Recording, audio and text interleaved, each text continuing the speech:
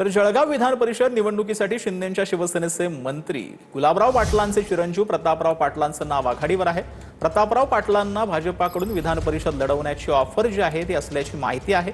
तर भाजपाकडून कुठलीही ऑफर नाही, प्रतापराव पाटील यांनी ही माहिती दिली। वरिष्ठ नेत्यांकडे नामदार मोदयांनी जिल्ह्याच्या सगळ्या आमदारांनी मागणी केली की जळगावची जागा शिंदे गटाला जर सुटली तर नक्कीच विधानसभेवर आपला उमेदवार म्हणून एक सर्वसामान्य लोकांमध्ये राहणाऱ्या कार्यकर्त्याला कुठेतरी न्याय मिळेल।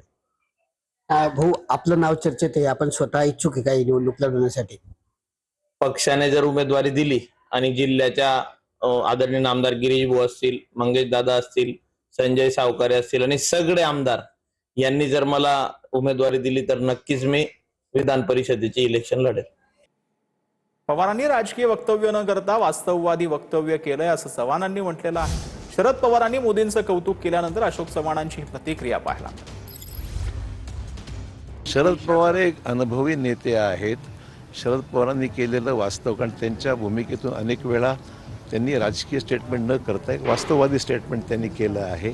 मोदी साहेबांचा दौरा हा राजकीय किंवा अन्य कामासाठी नसून आंतरराष्ट्रीय पातळीवर भारताची बाजू मजबूत करण्याकरता, व्यापार असो, उद्योग असो, ट्रेड असो, या सगळ्या गोष्टीमध्ये भारताची परिस्थिती आणि ती अधिक सुधार करण्याकरता पर्याय आपल्याकडे काय काय उपलब्ध आहे याची चाचपणी आणि आंतरराष्ट्रीय फोरमवर भारताचं मजबूत अधिक प्रतिमा व्हावी आणि संबंध अधिक दृढ व्हावे या सगळ्या इतर देशांची, हा त्याचा मागचा प्रमुख उद्देश आहे।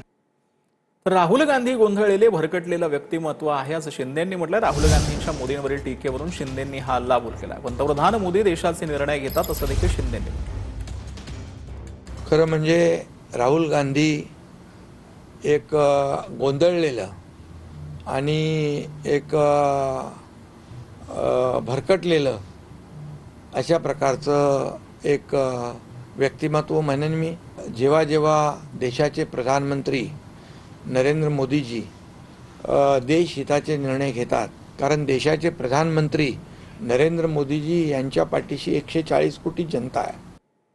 तर जनतेनं काँग्रेसला जागा दाखवली असं श्रीकांत शिंदेंनी म्हटलंय। विरोधी पक्षाचे नेतेही काँग्रेस सोडतात असं श्रीकांत शिंदेंनी म्हटलंय। गद्दारी नेमकी कुणी केली हे राहुल गांधींनी स्पष्ट करावं असं श्रीकांत शिंदेंनी म्हटलंय। राहुल गांधींच्या वक्तव्यावर खासदार श्रीकांत शिंदेंनी पलटवार केला।